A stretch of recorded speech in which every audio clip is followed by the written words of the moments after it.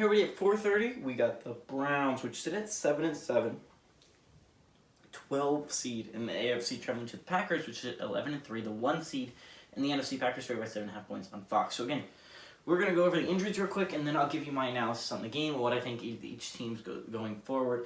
Browns have some significant injuries. The Packers don't have that as many injuries, but they do have a good amount, so we'll go over them. Quarterback for the Browns, Case Keenum has an illness. He was questionable for this game. Not a big deal as long as Baker Mayfield doesn't get hurt. But if Case Keenum isn't able to go, again, Nick Mullins will be the backup quarterback. Not a big deal, fifth-year player out of Southern Mississippi. I mean, it's not like Nick Mullins is a bad quarterback, and he started for them last week, and they almost won that game. So, I mean, not a big drip-off in talent from between Case Keenum and Nick Mullins, but I thought it's worth mention. Running back Kareem Hunt has COVID, so he's not going to play in this game, which means the number 2 back behind Nick Chubb's going to either be D'Ernest Johnson, the fourth-year player at USF, or Demetri Felton, 2021 6th-round pick at UCLA. You have some injuries on the offensive line as well. Jedrick Willis Jr. and J.C. Treader both have COVID, so the offense at left tackle we're going to have Blake Hance, 8th-year player at Northwestern, and at center we're going to have Nick Harris, 2020 5th-round pick out of Washington. At defensive end, Myles Garrett has a groin injury. He's questionable for this game. Takkarist McKinley obviously his Achilles torn, so he's out for the year on IR. And Jadeveon Clowney has COVID, so he's not going to be able to play in this game. If Myles Garrett's not able to go, you're going to have 4 defensive ends healthy. Afiati, Odenigbo, I'm sorry about that, 2017 7th-round pick out of Northwestern.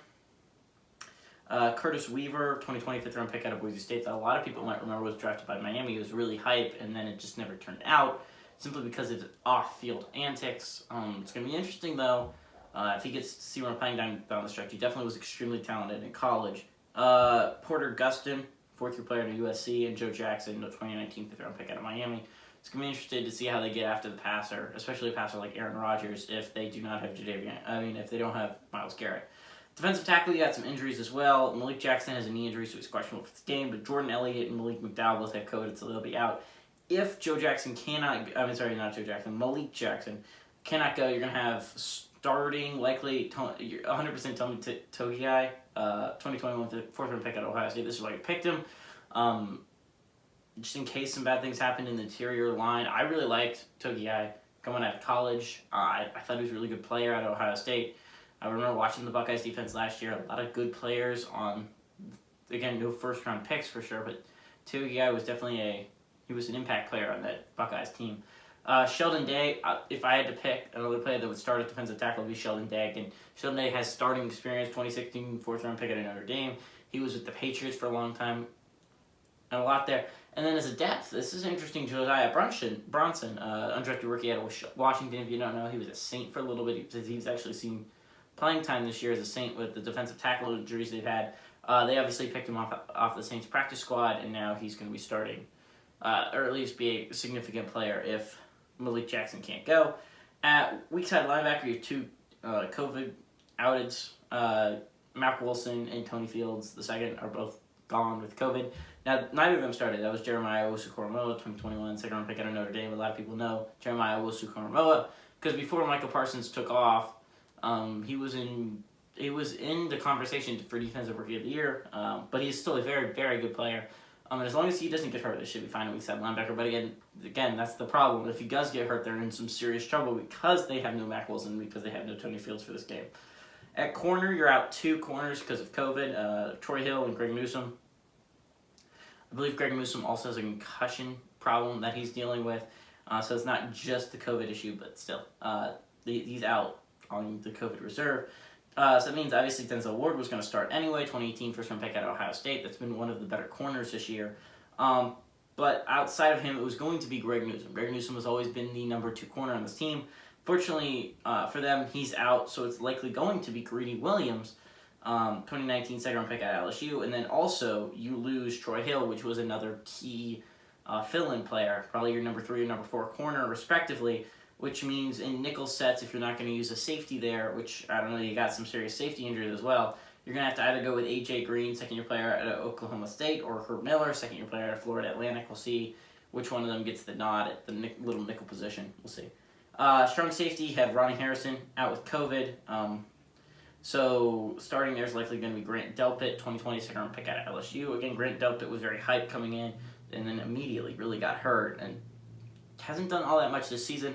But if you ever need to rely on Grant Delpit, it's a game against the Green Bay Packers. So we'll see if Delpit and Greedy Williams, two college teammates that played together in the secondary, both probably going to be starting today if they can use their old college magic. Javante Mofat, third-year player out of Middle Tennessee State. Again, he's going to be a key depth player because, again, Delpit did see playing time with Ronnie Harrison on the field. So, obviously, Javante Mofat might have to take over that role. Third-year player again. Adrian Colbert, 2017 7th-round pick out of Miami. Likely won't see much playing time, but if injuries happen, who knows? Free safety John Johnson obviously has his hammy. He's out for this game. So MJ Stewart, 2018 second-round pick out of UNC, is going to be starting in this game. Richard LeCounte, obviously a lot of people know Richard LeCounte. He's a rookie this year, but he was big in Georgia. He did a lot of good things there. But he slipped to the 2020 fifth-round pick out of Georgia. I think that was a good time, fifth round. See if you're building towards the future. Obviously, John Johnson and Ronnie Harris. John Johnson is a now player, and if you want to develop a guy for the future, Richard LeCounte might be it. That's just my opinion. Then obviously kicker Chase McLaughlin, another injury. He got COVID, so he's out for this game. So it's coming for Chris Nogar, an undrafted rookie out of SMU. Now looking at the Packers injuries, there's some that have been here a while, but I feel like are worth mentioning. Kylan Hill, again, he has been out for a while. ACL tear, obviously, out for the season. But that means that they really only have two running backs. Patrick Taylor, second-year player out of Memphis, not a big threat. Kylan Hill at least involves something in the return game as well. At tight end, obviously, Robert Tonyan tore his ACL. He's out for the year. But Dominic Dafney, who's been really the number one tight end, or a player that at least throws to a lot, has an ankle injury. He's questionable for this game. If he can't go, obviously the number one tight end is going to stay Josiah DeGuara, 2020 third-round pick out of Cincinnati. Mercedes Lewis has also been very good. 06 first-round pick out of UCLA. He's been in the league a while, if you didn't know. Tyler Davis, 2020 sixth-round pick out of Georgia Tech. That's going to be the interesting one because that's where Dominic Dafney really emerged. Obviously Josiah DeGuara was the one that everyone was focusing on, so that let Dafney get open on touchdown passes and such. Mercedes Lewis is mostly a blocking tight end, so we'll see how Tyler Davis does in this new role as the guy that could get open on different plays. Wide receiver, you have three out. MVS, Marquez Valdes-Scantling, has COVID, so he's going to be out for this game. As well as Randall Cobb, his groin injury is out till at least week 18, so at least 2 more weeks without Randall Cobb. And Malik Taylor, shoulder, he's out for the year. So that means, obviously, before Davante Adams was one regardless. But Allen Lazard is going to have to step into that 2 role. He's really been their most, outside of Davante Adams, their most effective receiver anyways. 4th-year player at FSU. Equanimeous St. Brown is going to have to step into kind of the Allen Lazard role, which is a hard role to step into. Allen Lazard is obviously still healthy, but maybe you use Equanimeous St. Brown as a burner like MVS is. I don't know, but 2018 6th-round pick out of Notre Dame regardless. And Murray Rogers, you got to think they're going to start using him soon. 2021 3rd-round pick out of Clemson. Again, he was drafted relatively high. And Juwann Winfrey, 2019 6th-round pick out of Colorado, is again on the team. He's probably not going to do all that much, though. You have some injuries on the offensive line. Left tackle David Bakhtiari still out with his ACL injury. He might return next week, though, on the bright side. Billy Turner has a knee injury out for this game. On the bright side for a lot of Packers games, Josh Myers, their center, has a chance to come back this week if all things go well, and that could be a huge boost for the Packers. But if not, the offensive tackles are going to be starting Josh Nijman, 3rd-year player out of Virginia Tech, and Dennis Kelly, 2012 second-round pick out of Purdue. Actually, 5th-round pick out of Purdue. At linebacker, you got some injuries. Obviously, anyone who's been following the Packers know about the injuries. Linebacker Whitney Mercilus, obviously, after that big signing, hurt his bicep. He's out for the year. Chauncey Rivers, as well as Ty Summers, both got COVID, so they're both out for this game. Za'Darius Smith out on back injury at least till week 18. Randy Ramsey has a leg injury, he's out for the year. So that means, obviously, outside of Za'Darius Smith, likely everyone, and Whitney Mercilus in that regard, a lot of these guys are just depth roles. But the starters are going to end up being, for this week, at the very least until at least week 18 for Za'Darius Smith to come back.